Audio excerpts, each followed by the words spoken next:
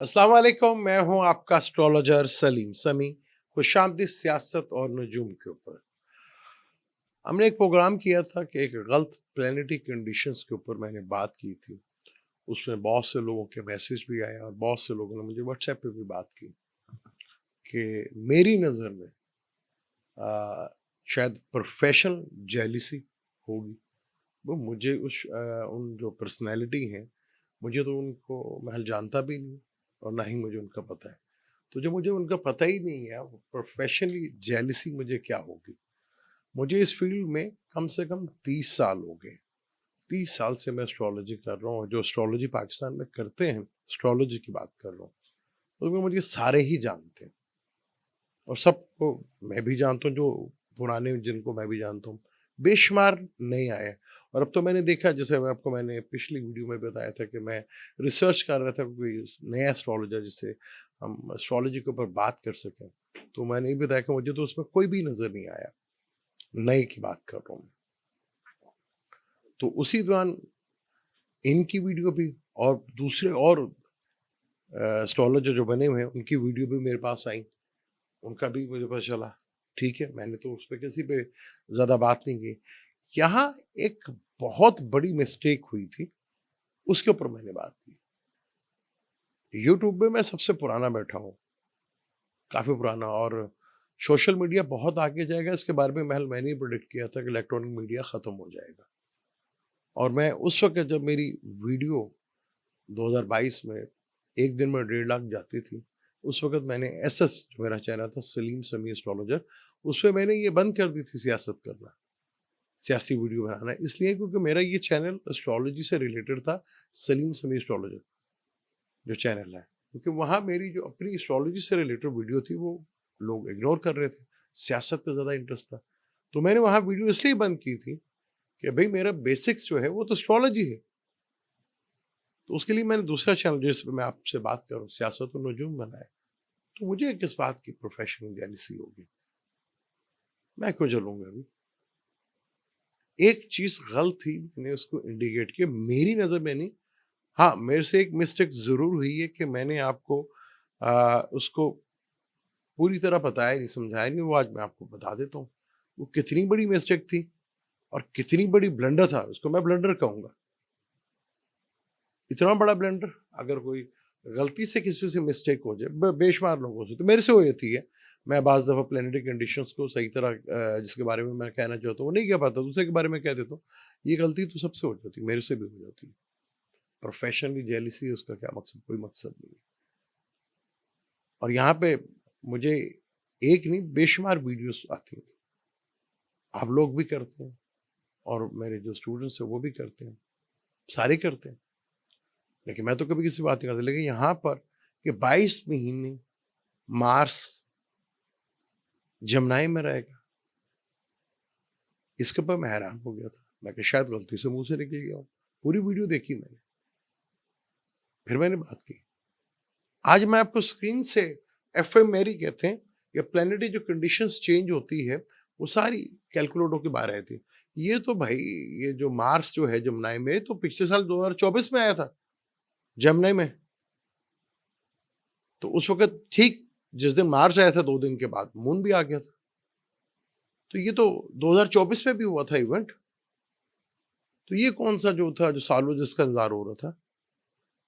उन भाई साहब से जो भी है, मेरा कोई क्लैश नहीं है ना, कोई पर्सनैलिटी के ऊपर है, कुछ भी नहीं, मैं तो जानता भी नहीं।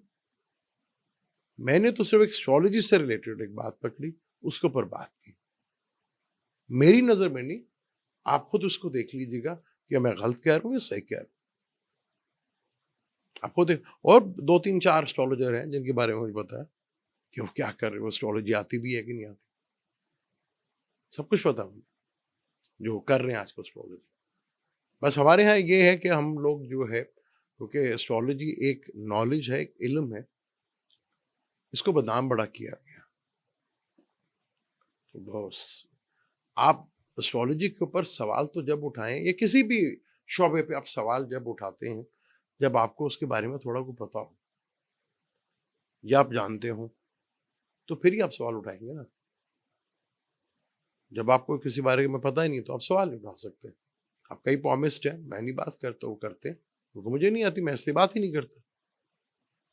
अब प्रॉब्लम यह है कि यहाँ पे पॉमिस्ट भी, नंबरोलॉजी भी, ये सब एस्ट्रोलॉजी बन गए। भाई अगर आप नंबरोलॉजी करते हैं तो आप अपने आप को नंबरोलॉजी कहो, आप पॉमिस्ट करते तो पॉमिस्ट कहो। तो आगे जो एस्ट्रोलॉजी लग जाता है, ये बड़ा प्रॉब्लमेटिक होती है चीज। तो मुझे ना किसी से प्रोफेशनली जेलिसी है, ना मैं तो सिर्फ प्लेनेटरी कंडीशंस के ऊपर बात करता हूँ। हाँ, आपको चार्ट के थ्रू बताता हूँ कि ये अगस्त में भी शुरू हुआ था और फिर ये 2024 में कैसे है, वो भी मैं आपको सब प्लेनेटरी कंडीशन के थ्रू बताता हूँ। जी, ये वो एफएमरी है जिससे हमें पता ये चलता है कि प्लैनेट्स जो हैं कब हाउस चेंज कर रहे हैं और कब प्लैनेट किस नक्षत्र पर होगा और कितनी डिग्री के ऊपर होगा और कौन से हाउस में होगा। ये आपको एफएमरी के थ्रू जो है सारी डिटेल पता चलती है और यहीं से पता चल जाता है कि आपका प्लैनेट जो है वो कब कंबस्ट हो रहा है या रेट्रोग्रेड हो रहा है। सारी डिटेल इस एफएमरी के अंदर आ जाती है। आप ये देख लें, ये डेट है 26 अगस्त 2024। अब मार्स जो है टॉरस में है 29 डिग्री 37, यानी ये 26 अगस्त 2024 को मार्स टॉरस में है। अगर मैंने डेट आगे की तो ये 27 डेट आ गई, 27 अगस्त 2024 को मार्स 0 डिग्री जेमिनी में आ गया। और अगर आप देखेंगे ऊपर मून 14 डिग्री का टॉरस का है। तो अगर मैं 28 करता हूं और 29 करता हूं तो मून और मार्स का दोनों का, बल्कि ये रात को आया है तो दिन है इस वक्त, तो रात को आया होगा तो उसने मार्स के साथ डिग्री वाइज कंजक्शन कर लिया। मार्स जो है 1 डिग्री के ऊपर और मून उसको क्रॉस करके आगे निकल गया, यानी दोनों का कॉम्बिनेशन। तो ये 29 अगस्त 2024 को बन चुका था। अब मार्स चल रहा है जमनाई में और ये कब तक चल रहा है वो अब आपको मैं एक्सप्लेन करता हूँ, डेट आगे करके आप देखते जाए।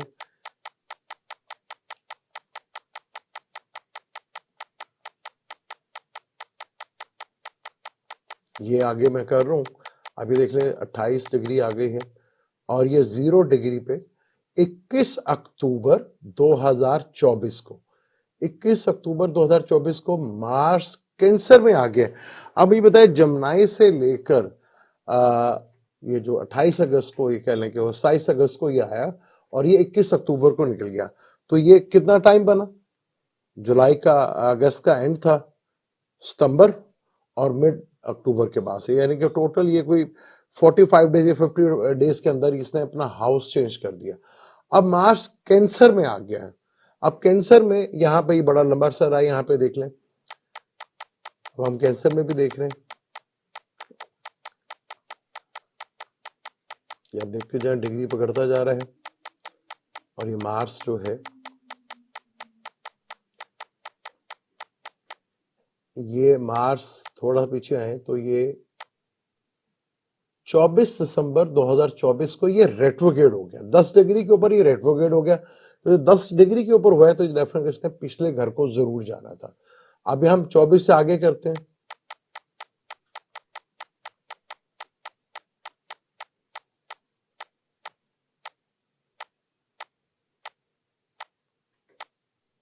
अभी देख रहे हैं 21 की आप कह लें कि सुबह और 22 की रात को, 22 की जनवरी को ये जमनाई में आ गया, दोबारा जमनाई में आ गया और ये कितने देर में 2 महीने के अंदर ही वापस जमनाई में आ गया।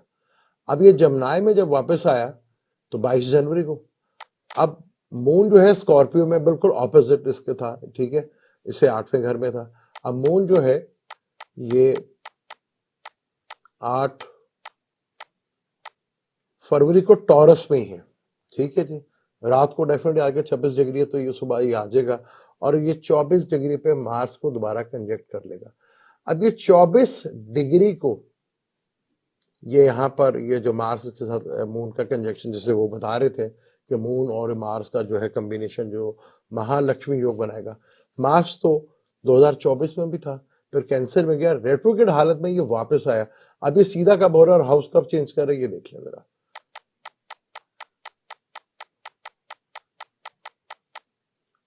ये 26 फरवरी को मार्च सीधा हो रहा है।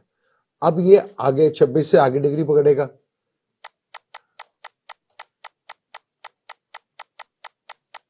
सॉरी ये 23 डिग्री आगे पकड़ेगा।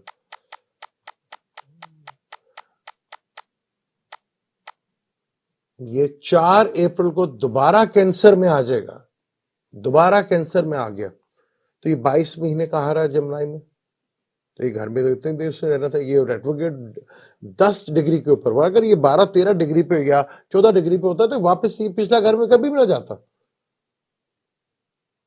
तो यहाँ 10 डिग्री पे होता है, डेफिनेट उससे पिछले घर जाने ही जाना था, वो पिछले घर की तरफ मूव किया उसने।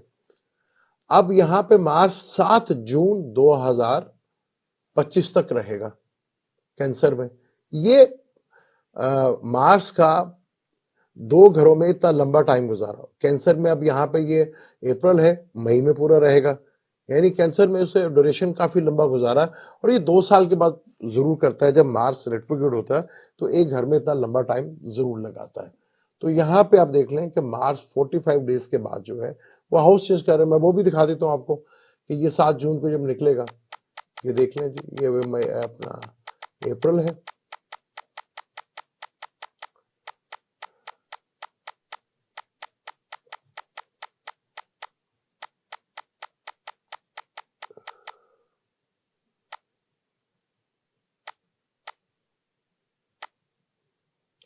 ये 7 जून को 29 डिग्री, यानी 7 की रात होगी, 8 की जो है सुबह होगी, ये वापस कैंसर में से निकलकर लू में आ चुका होगा।